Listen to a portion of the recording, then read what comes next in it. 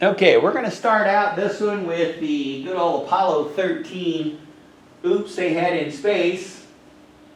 And the famous clip coming back from the astronauts up there, Houston, we have a problem. And we have a problem with our economy. We would like to have everything we possibly could, but we don't have the resources to get it. Whoops. So go ahead and find this worksheet. It says Why Economics and Resources Note Sheet, because we're going to go ahead and fill this one out. Because the first one is, what the heck is this economic problem? And very simply, meeting the unlimited wants with limited resources. We want everything. We can't get everything. So what we need to do is we need to find out that happy medium of getting enough that our standard of living, our lifestyle, is good. Now when I say standard of living and lifestyle, we're going to get into this a little bit later, but here is basically what it stands for. I want you to think about everything you have right now. What you live in, what you're driving, what you're wearing, what do you do for fun on the weekends, in the evenings, when you're not at work, what vacations you take. All of this kind of stuff, right? That's today. 10 years from now, do you want more, the same, or less? Now that takes a look at standard of living. If you have less 10 years from now than you have today, your standard of living went down. Not good. If you have the same 10 years from now, your standard of living stayed the same, and all the work and effort you did to try to get it to go up didn't do anything for you. It stayed the same. Again, not good. You know, you're still living in the garage apartment that your parents let you sleep in 10 years from now. Not good.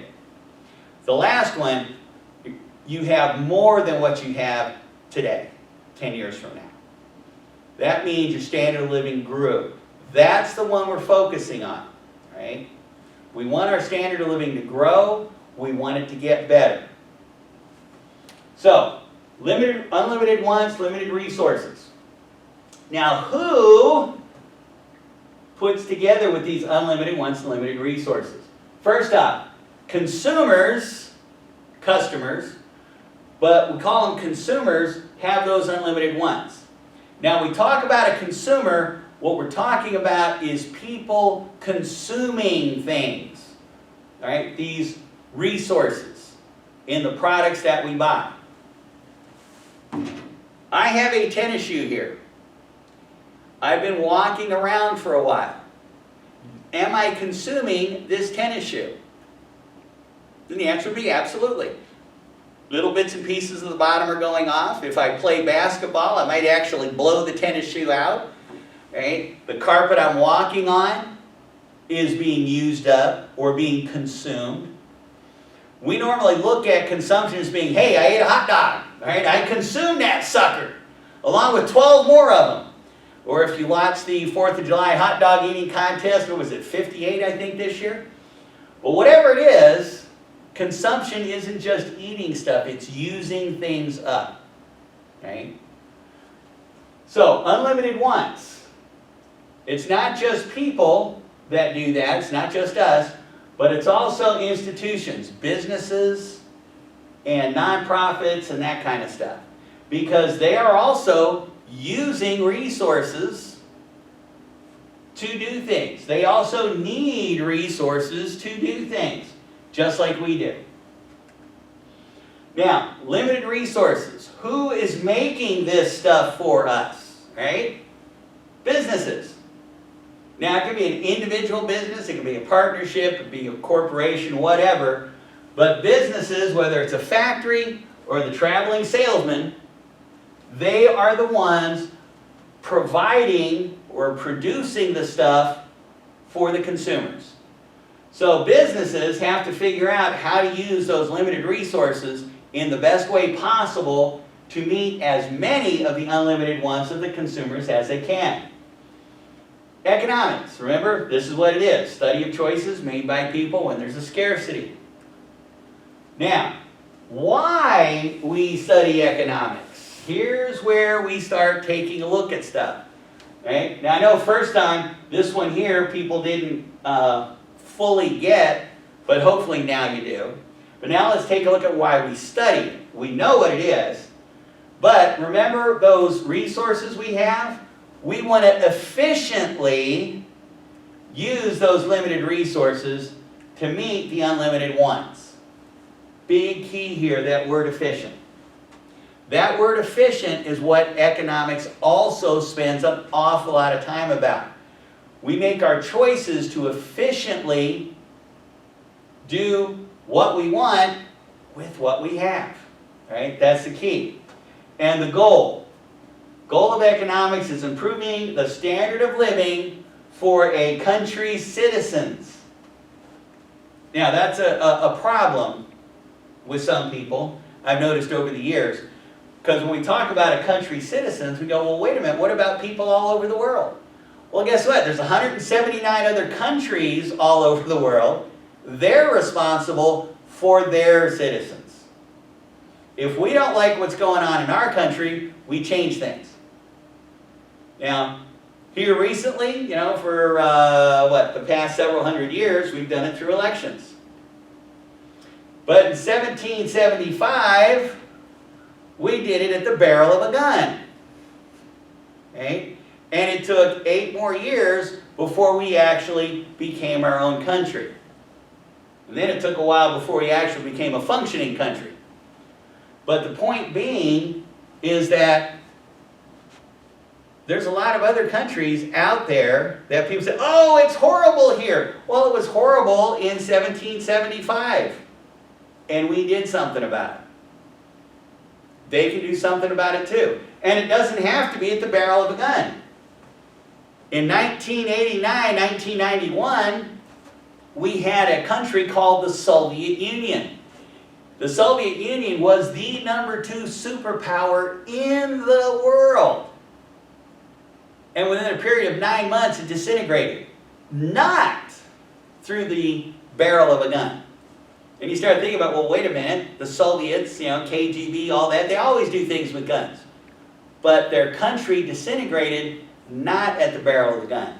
Their citizens, decided they'd had enough, and within, like I said, 8 to 9 months, the Soviet Union became 16 independent countries again that made their own economic decisions. And it was caused by the literal economic collapse of the Soviet Union. Okay? So, when we talk about the goal of economics, every country's goal is to improve the standard of living for its citizens. If the citizens don't like it, find a way to change it. It can be at the barrel of the gun, like we did in 1775, or it can just be through protest, which is basically what happened in the Soviet Union in 1989, 1991. All right. Another thing to take a look at is here's our citizens. All right, we're up to about 330 million now, so we got about 3 million more than this one shows. The world has 7.5 billion. Are we responsible for us, or are we responsible for everybody? Now think about that word very carefully. Are you responsible for how a government in India treats its citizens and how they take care of their citizens? If you say yes, just send your paycheck to India. Okay? Here's the key. Okay? We know that we need immigration. But if we have too much immigration, a couple of things can happen. We have legal immigration for a couple of reasons. Number one is so that unhealthy citizens from other countries do not come here. Way back in the late 1800s, early 1900s, when we actually had Ellis Island in New York, and folks from Europe came up in their ships, they stopped. The first thing they had was a medical inspection. if they had typhus or measles or whatever the heck it was, they got back on their ship, they went home, because we didn't want an illness to come in our country. All those folks crossing the southern border or however else they get in here, tell me where their COVID-19 tests are. And tell me why, with more people starting to come across the border again, we have higher rates of positive COVID tests on our southern border. We're going to have to worry about the northern border. Canada shut the border to us. We didn't shut it to them. They shut it to us because they don't want our COVID coming across the border. Okay? That's number one. Number two, we wanted to make sure we didn't get too many immigrants coming in the country, because immigrants coming in the country take jobs away from American citizens. Think about that. Okay? We allow legally over 1 million immigrants to come into our country now. Because we've set up, we understand our economy can go ahead and absorb 1 million new people coming into our country and still provide jobs for American citizens. Right? So those are two key things why we have immigration. All right. So through our class, we are going to be talking about the United States. When we get into trade, we'll be talking about some others, and China will definitely be one of the ones we're coming out. But now let's take a look at that worksheet again. We make rational choices using marginalism, right? Cost-benefit analysis, logical. Right? We've talked about this one. But we also make irrational choices, emotions. That's why economics is called a behavioral science and not a physical science. In a physical science, one thing happens and another thing always happens. In other words, you pour this chemical into this bottle, you pour this chemical into the same bottle, 5 minutes later, that bottle goes boom. And my mom took my chemistry set away from me when I was in 7th grade. But behavioral sciences, who do you have to take into account when we're talking about choices? Yeah, the answer should have popped up immediately. People. Do you have the same likes every day for all week, for all month, for all year, for all decades? No, our wants change. So our choices change. So that's why it's behavioral. And if we bring in emotions, it makes it that much worse. Because we can go ahead and literally kill people because we're basing it on emotions. How do you think a country with 68 million people followed Hitler down the path to actually suicide an entire race if they had their chance to do it? Right? Think about that. We normally think about Germans as being very rational in how they do choices. But it got real emotional when you started talking about that. All right, so logical, purposeful, rational, there's a plan. Irrational, random, chaotic, bring in the emotion. We'll talk more about that a little bit later. All right, let's take a look at the 4 types of resources. Now, the first one we call land. Now, this is raw materials used in a production process in making goods or providing services. Right? Another big, long-winded explanation. Land is anything that's not man-made. So, by anything not man-made, what would you call water? A land resource. What do you call air? A land resource. If it's not man-made, we call that resource land. And a resource is anything that you use in a production process. All right, capital. Now, the first thing that comes to mind when we say capital is money, but not when we talk about it as a resource. Aids in increasing manufacturing of a product, turning raw materials into finished products. Right? Capital. tools, equipment, factories, vehicles, roads, railroads, ports, all that kind of stuff. Anything that's going to make the production process better, faster, and cheaper that is man-made.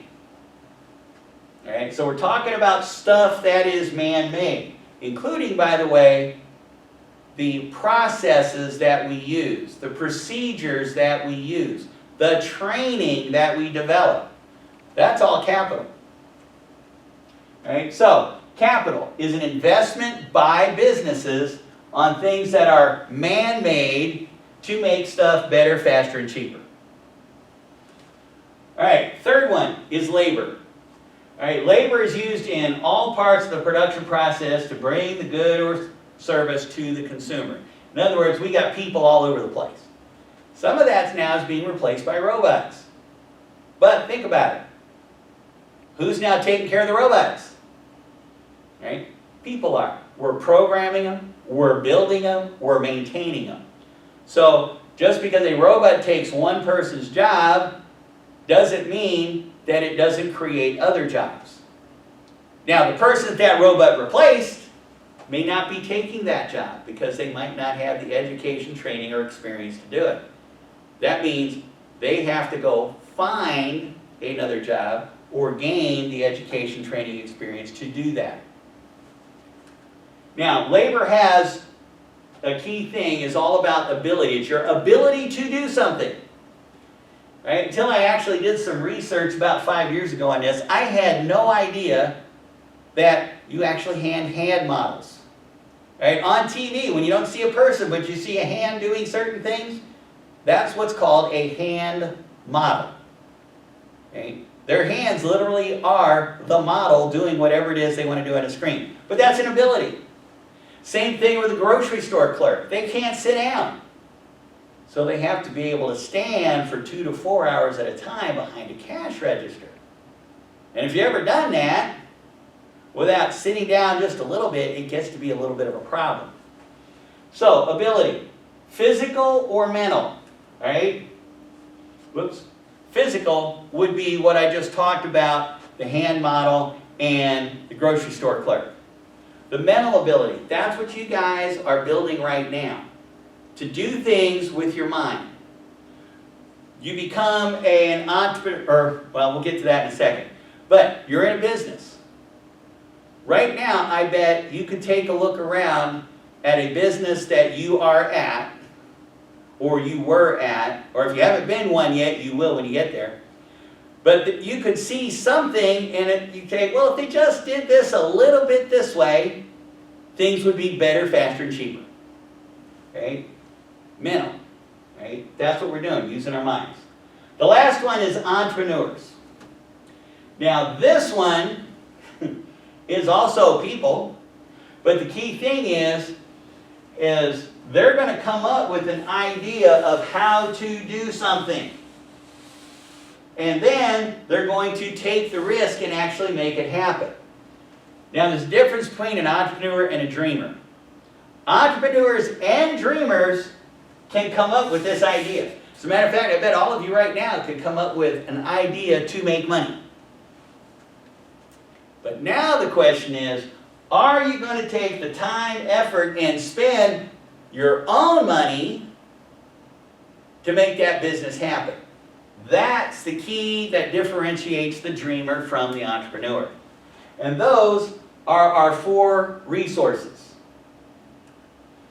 Now, remember our production process. Our entrepreneur combines, they figure out what they need, they figure out how to put them together to get that output that a customer is going to buy. Now, remember all that money? Money, money, money. And if it's something totally new, you're just guessing. Now, it's a best guess. It's a calculated guess, but it's still a guess that you're going to be able to make more revenue than cost so that your business goes ahead and thrives. Entrepreneurs do that. All right? So it's the risk, the time, effort, and money that separates the dreamer from the entrepreneur. Okay, so we've got our 4 resources. Now these are the ones that are in English. These you'll find in the textbook. And this is what your sheet should look like. You're going, oh gee, all I have to do is go to this sheet and fill it all in. These are going to be the last ones you're going to see. Alright? Now, economizing problem. Here's where we're getting to that graph that I talked about in the previous video. Individuals economizing problem. We have limited income to get everything that we want. That's the key here, that limited income. The budget line graph, figure 1.1. Now, what the authors were looking to do here is they didn't want to give you the whole country at one shot. They wanted to figure out, they wanted to basically internalize it, make you understand the key parts before they sprung the whole country on you. So what they did is they decided to look at an individual person, look at their budget choices, but not all of their budget choices, just entertainment budget choices, and not even all of entertainment budget choices. Just whether you're going to get a DVD, buy a movie, or buy a book. That's it. And they gave you a budget of $120 for books or movies. Now remember, this is an example, so don't go ahead and go, oh, I never spend that, and I don't do this, and I don't do that. If it helps, think of any 2 other things other than books and DVDs and put them in that place, if it helps you understand it. There's nothing that says on any of the graphs in the textbook that you can't change these to help you understand it, especially when they start using A and B and A prime and B prime and all that kind of garbage. Just put words in it. Put numbers in it if they don't give you any. If numbers help you do it, put them on the graph. Alright, so what I want you to do is I want you to get this budget line worksheet. There's a table and there's a graph with a whole bunch of stuff in here. Now, if you take a look at this here, you'll notice there's nothing on it like you can kind of see here. So here's the clue. If you graph this and you went through some of the writing, means you graphed it wrong. So what I want you to do is I want you to graph DVDs and books.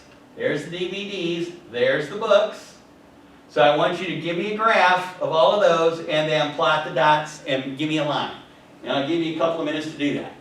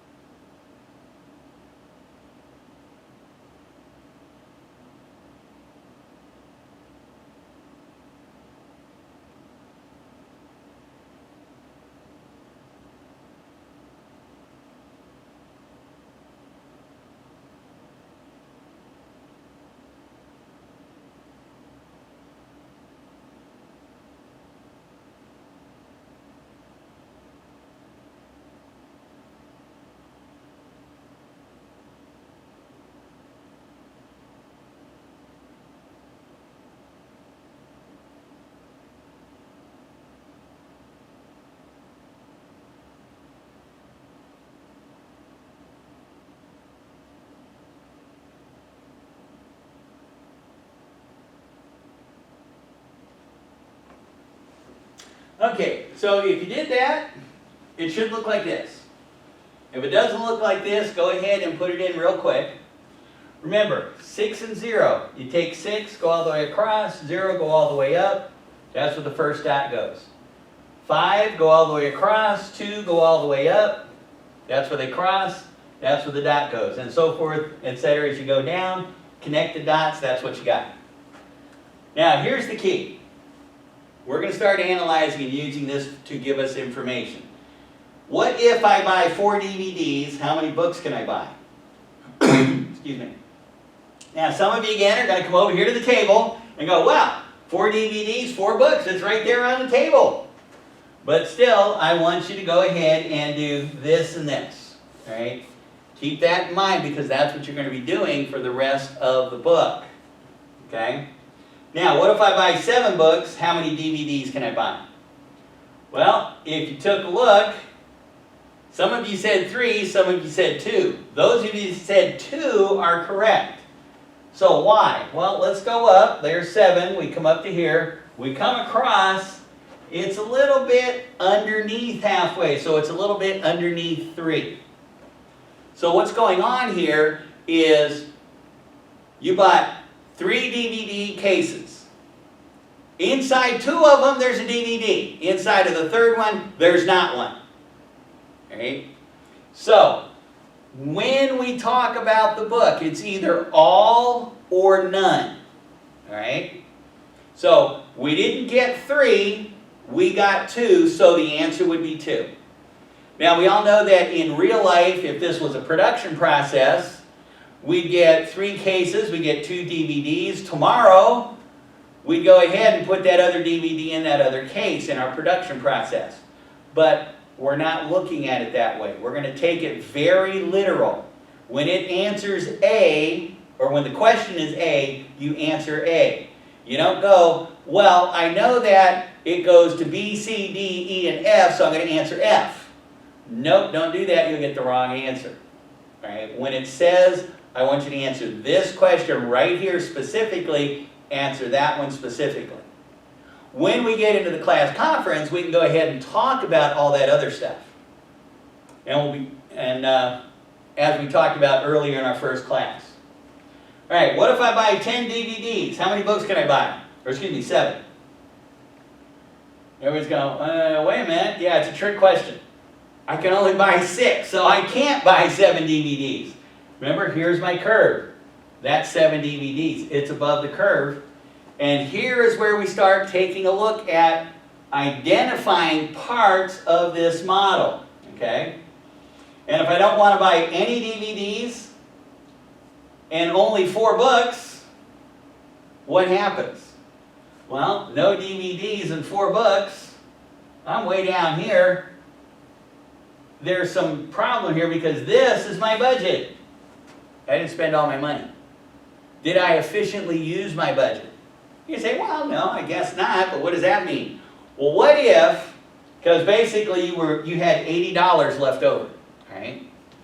What if you had wanted to go on a trip with your best pal, and it was going to cost you 75 bucks, but in your trip part of your budget, you'd already spent all that money. Because you didn't spend all the money down here, but this is in the wrong budget. You didn't go on a trip. So you didn't efficiently use that 120 bucks. Maybe you should have done less here and more in your travel budget. Now, so we're going, well, I would have done that anyway. True, but that's not part of the example. Okay? All right. Now, here's the thing. On this curve right here, we have what's called attainable combinations. In other words, every combination of whatever's on this side will also have a number on this side. Why? Because every time you go here, you go there. So this one dot represents DVDs and books. Or in our previous example, it's going to represent ticket price and people in the seats. So every dot here has 2 parts to it. And they're all attainable. In other words, we can do all of these combinations. Why? Because we have the resources to do it. They're attainable. Now here's the thing, everything above this curve is unattainable. We don't have enough resources. We need more than $120 to get anything up here. The $120 gets us everything that's on here. So we can't do this. Unattainable. Down here, where we had our 40 bucks, and we had the 80 left over, it's inefficient. Why? Because we're underemploying our resources, or in other words, not using them all. Remember that key thing, why do we study economics? To efficiently use our resources, our limited resources, to meet the unlimited wants. Okay? So, inefficient, not good. Unattainable, not good. Attainable, that's where we want to be. We're efficient and we're getting as much as we can of the unlimited wants that we want. So those are the three things this graph is showing you by talking about DVDs and books. It's talking about the different combinations. It's talking about efficient or inefficient. Now, could I get 7 DVDs? Absolutely. But I'd have to back off on some books. It would go from 7 to 10 instead of 6 to 12. That's what we call a trade-off. And whenever we have a trade-off, we have an opportunity cost. What's the opportunity cost of the extra DVD? The 2 books. So this is what this graph is telling you, is that we've got combinations where we've got inefficient and efficient areas. If we do trade-offs, in other words, we're going to move that curve a little bit, there's an opportunity cost. So these are the things you want to remember, because in the next model, the production possibilities curve, we're going to be building it looking at the same things. So if you have questions right now, go back and take another look at this part of the DVD. It'll make it easier for you to understand when we get into the production possibilities curve. All right? All right, the last part. Our curve can change if we have more income. Choices may shift. We might decide we don't want as many books anymore.